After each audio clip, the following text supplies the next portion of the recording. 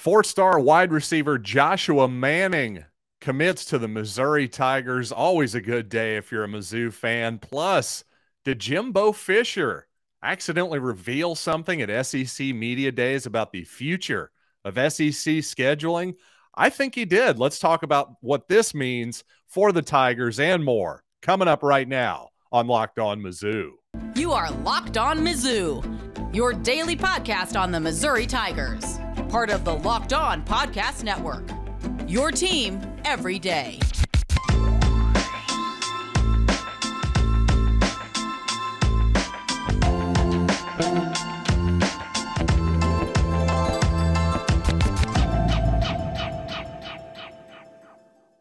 Hey, all you true sons and daughters, I'm John Miller, your Mizzou mafioso and the central scrutinizer of Missouri Tigers football and basketball. And today's episode is brought to you by BetOnline. BetOnline has you covered this season with more props, odds, and lines than ever before. BetOnline, where the game starts.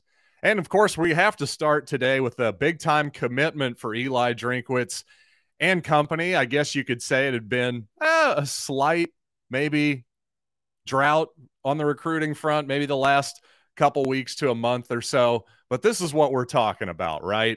Joshua Manning of Lee Summit, four-star wide receiver. Missouri beat out the likes of Arkansas, Cincinnati, Nebraska. But really it came down to ultimately Missouri and the Kansas State Wildcats. And you know what? The Tigers going to play the Wildcats for the first time in 11 years this fall, but not too early to get a victory over those Wildcats right now. You know what I mean? So on July 2nd, in fact, Joshua Manning was set to commit, and he admitted yesterday to Rivals.com following his commitment at Lee Summit High School that he was going to commit to Kansas State that day.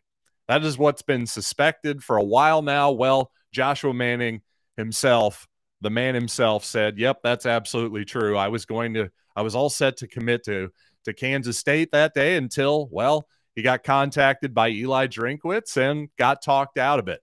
The word on the street is there may have been some NIL implications there. So, hey, thank you to all you rich people in Boone County and the surrounding areas. Appreciate you for this four-star wide receiver. Now, in 10 games as a junior last season in high school, Manning put up some really impressive numbers. 10 games, scored 12 times with over 1,100 all-purpose yards, and that includes at least one kickoff return for a touchdown and another big-time kickoff return to down inside enemy territory from what I saw too. But as a receiver, from what I could tell, again, this is just based on purely looking at Manning's highlights online. So take all of this with a grain of salt. And I've certainly learned over the years to not take these highlight packages too seriously. Actually, yes, pump the brakes always. See what the upside is, but realize that, hey, not exactly a lot of dropped passes in these highlights. You're not getting the full picture, no question about that. It's also hard to gauge top-end speed against the type of competition that Manning was facing in high school. Nothing against the teams that Lee Summit North is playing, or excuse me, just Lee Summit in this case. But let's be real. Some of these cornerbacks, you watch them on film, they're not going to be playing college football, especially not in the SEC. But what you can really gauge, I think, from Manning's highlight video is that he really has pretty exceptional body control, especially for a guy of his age of 16, 17 years old, whatever he was as a junior, and also an ability to really get his feet down. That's part of the body control element here. Not only was he able to adjust to the ball in midair and catch it, well, he seems to have a sort of what am I trying to say? An older man's, a veteran's ability to get that foot down in bounds, which obviously is a really key element, especially if you're going to be playing on the boundary of the offense, if you're going to be an outside receiver. Now, it did seem like, just based on his film, that Manning's preferred spot, or at least the spot that he manned more often than not, was the Z receiver spot, all the way on the extreme right side of the offense there. But he seemed to play plenty of slot on both sides of the field, even played a little bit of X on the extreme left of the offense as well. So not only, to me, did Manning show an ability that not a lot of young guys can by really good body control, being able to get his foot down on tough catches down the sidelines, but also the ability to play all over the field, showed a little bit of ability, of maturity that perhaps a lot of high schoolers don't show at this point. But regardless, if you're able to flip a guy who's considered a 4-star at any position, especially away from a regional rival like Kansas State, that's a big-time win for Drinkwitz and company, no question. Perhaps another interesting recruiting tidbit here was picked up by Mizzou beat writers and just observers of high school football in the Kansas City area. Well, Raytown's Logan Reichert was there for Joshua Manning's commitment in person. Perhaps they're just buddies. I have no idea what the nature of their relationship is, but I do know that it's basically down between Missouri, Oklahoma, and Oregon for Raytown's Logan Reichert, who, if you'll recall, is one of the biggest targets, both literally and figuratively, for Missouri. Just a huge young man at offensive line, a 4-star prospect. Missouri obviously so far appears to have missed out on a couple of their other big targets on the O-line, Caden Green and Miles McVay. But you know what?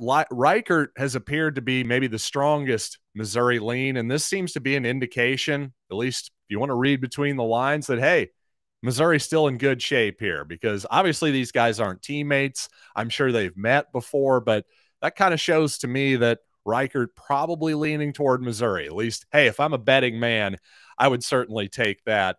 I would certainly take those odds. September 8th, as of right now, Reichert's next birthday. That's when he's scheduled to make his announcement, but he's also admitted that that could come really at any time. So I don't know. Follow him on Twitter. I don't know what to tell you there. That's all I got for the high school beat. But you know what? I talked about being a betting man just now. Well, you know what? I am a betting man, quite literally. And the only place that I would send you for your betting needs is, of course, betonline.net, the fastest and easiest way to check in on all your betting needs. And you know what? This time of year, it's the time to start looking at props, whether it's futures for the Super Bowl, NFL player props. To me, this is when you can start getting value. And to be honest, though, you look at these Super Bowl futures, I'm not seeing a lot of great value right now. The odds just aren't tremendous. In fact, the Baltimore Ravens are a team that I thought, hey, they might be a little undervalued. Well, not really at 18-1. In fact, the only team that strikes my fancy even a little bit, the Arizona Cardinals. Yes, I know they've collapsed each of the last 2 years in the second half, but maybe this is the year Murray can stay healthy and Cliff Kingsbury can actually change the offense as the season goes along. But you know what? No matter what you're into, if it's the NFL, baseball, golf, hockey, the NBA, they've got you all covered at betonline.net, where the game starts.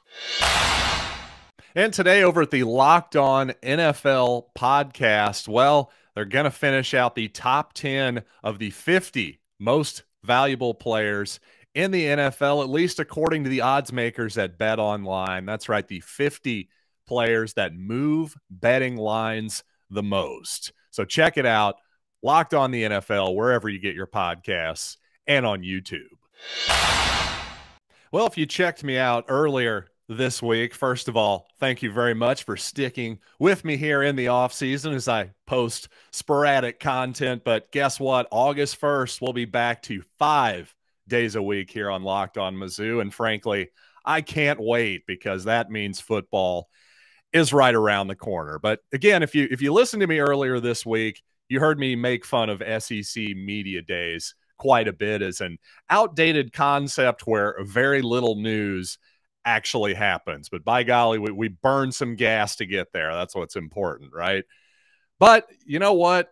Occasionally, some news does slip out, and it did really appear that Jimbo Fisher may have let something slip yesterday down in Atlanta. And he said along with Texas and LSU, he sort of got off on this tangent about scheduling, and he was saying, well, with Texas coming in, hey, that's a great rivalry. We got to play them. And LSU, hey, we got to keep that rivalry going as well. And then he said, quote, I think the third team on our gamut, if I am not mistaken, was Mississippi State. Another West team, I believe that's the way it was. I'm trying to think off the top of my head.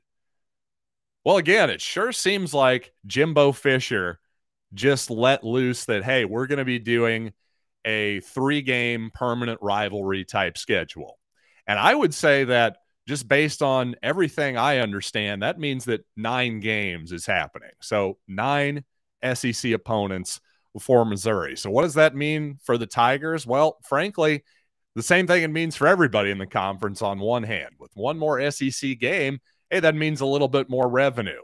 That gives you the ability to even more leverage with your TV contract negotiations, makes you a more attractive product to any broadcast affiliate out there, without a doubt. But it also means a little bit tougher of a road to hoe for the Tigers. But on the other hand, to me, there's always been this discussion all the way back to the Gary Pinkel days, of course, and of course, even before that. We all know that the Al Onofrio days of the 1970s and before that, going decades back before, well, Missouri would just play a absolutely brutal non-conference schedule on top of playing the strong Big 8 schedule they played every single season. Well, since then, obviously there's been a shift in philosophy. Obviously, Gary Pinkel wanted to rack up some wins in the non-conference. And lots of coaches are right there with him. That tends to be the trend these days. Well, as much as I understand all of that, I think eventually what people are failing to realize, including Gary Pinkel, to be fair, who I'm obviously a big old fan of, but I think at a certain point, especially when everyone's forced to do it, when everyone's forced to play that extra conference game, well, you reset your expectations a little bit. I think that's natural. Sort of like last year's 6-6 season for the Tigers in 2021, that 500 regular season didn't feel the same as the 500 regular season of 2020 when everybody knows that we played a 10-game SEC-only schedule. So again, yes, it's going to be a little bit harder, but also at the same time, as a season ticket holder, every other year you're getting one more premium, attractive conference game. Give me all the SEC games over, the Abilene Christians of the world. No offense to that program, but as a Missouri fan, Central Michigan, for instance, that's just not really moving the needle for most of us. Don't get me wrong, I'm going to be there, but what do we really remember from the Delaware State game other than the final score? To me, the more competitive football, the better. But also, you know what? 9 games, I just think it's a good move, and I think eventually the SEC may even get to 10 at a certain point. But 9 for now makes a lot of sense, and since the Big Ten's already there, why the heck not? And by the way, speaking of conference realignment, I'll just quickly weigh in with my 2 cents here. I agree with the idea that's floating around that there's just not a lot of urgency on any of the Big Two's part, whether it's the SEC or whether it's the Big Ten. Obviously, there's not a lot of real urgency to make another move. Really, those LA teams, USC and UCLA, those were the big fish that were still out there, other than, of course, Notre Dame.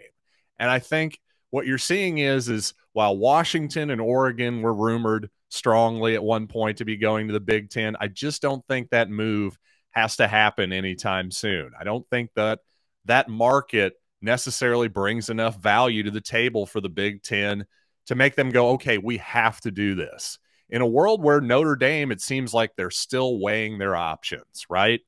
I think they're very aware of the fact that they are the most attractive property out there on the market. So they're just sitting back and waiting for the guys to come ask them to the dance. And at the same time, they're in a great spot. Notre Dame can still be single. You can still be a hot chick and be single. Some of you are probably rolling your eyes at this analogy, but damn it, you know what I'm talking about. If you're hot, you have options. That's the point. And Notre Dame, well, it's hot right now, whether you like them or not. And the reality is there's a lot of reasons for them to remain independent. They can just make their own negotiations. They can have their own rights and, be away from all of the nonsense of the politics of a conference.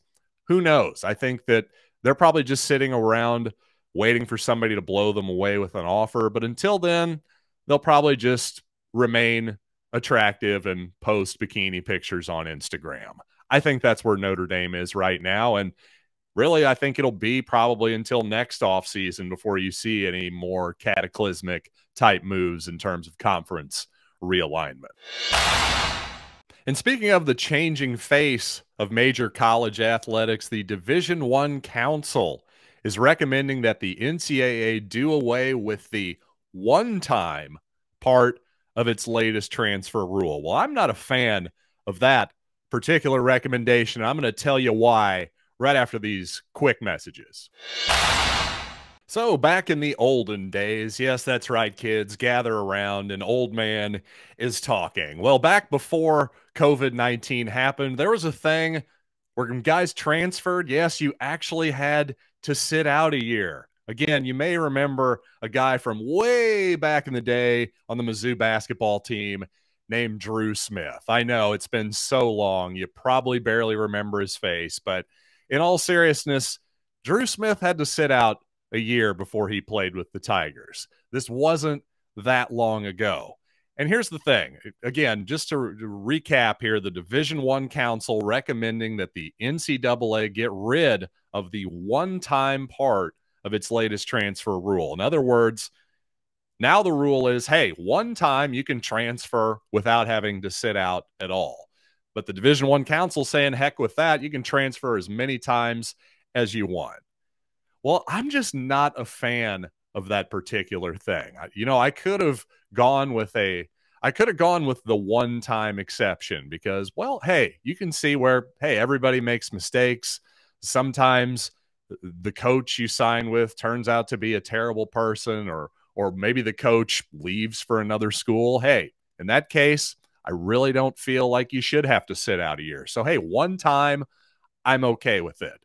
But I have to say, in a world of name, image, and likeness, where guys are essentially no longer amateur athletes anymore, I just don't have the same feeling about the hypocrisy argument. The hypocrisy that, well, coaches can go whenever they want. Yeah, that's true. But also being a player and a coach is a completely different job. So to me, it's actually okay if players and coaches are treated differently. They are in every sport you can possibly think of, for instance. In the NBA, yeah, there's a salary cap on players, but hey, there is no salary cap in coaches. In theory, Steve Nash, the Brooklyn Nets coach, could be making more money than Kevin Durant. Now, that's never going to happen because obviously the player is more valuable than the coach than that league. But you see my point. Also, guess what? In college basketball and in football, here's another inequity that nobody ever brings up. Well, coaches can stay forever, for as long as they live. Kirby Smart just signed a 10-year contract extension with the Georgia Bulldogs. But guess what? Players only have 4 years that they can play. Well, that's inequity. And why does nobody focus on that? How about we just let players play forever? If it's pro sports, well, guess what? Kobe Bryant could play for 20 years for the Los Angeles Lakers. Kareem Abdul-Jabbar, the same deal. LeBron James is entering like year 19 or 20 this season. So why can't we just have guys play college football until their 30s? If you guys are so worried about everything being equal and the same as the coaches, see, I can already tell you're pushing back and going, well, that's too far. Well, I'm sorry, to me, the sort of transfer every single year if you want to, that's a little bit too far as well, because the reality is if this is no longer really an amateur sport, that at a certain point, at a very major point, you're requiring the fans to pluck down money for your product. So yes, it does matter what the fans think. And I think a lot of fans like myself, one of the reasons college basketball, college football works is because, again, it's not like the pros. It's not just constant free agency and all that stuff. No, you get to actually get to know some of these guys. It's why the Damari Carroll, Lawrence Bowers charity basketball game this past week worked. It's not because it was beautiful basketball or anything. It was just fun to see a bunch of guys from basketball and football, these stars, these guys who were our heroes of our childhood in a lot of cases, come together and chop it up with the young guys like Michael Porter Jr. and have fun. And, you know, there's a whole connection here. And again, I don't want to sound like a broken record. I'm just worried it's really something we're losing about this sport. And I think it's one of the most special things about this sport. And it's what separates it from professional sports and makes it still entertaining, despite the fact that, yes, technically the better football is played in the NFL. The better basketball is played in the NBA, and yet there are so many people that prefer the college versions. And if you throw away the baby, well, at least keep the bathwater. That's what I'm saying. Wait, did I mess that up? What the heck? I'm a good father anyway, so you know what? Get more on the SEC by making Locked On SEC your second listen every day. Chris Gordy and the local experts, including myself on occasion, of the Locked On Network, take you across the Southeastern Conference in less than 30 minutes a day. Again, make Locked On SEC your second listen. So until next time, try not to throw your babies out and keep the bathwater. But you know what? Do whatever you want as long as you're listening to Locked On Mizzou.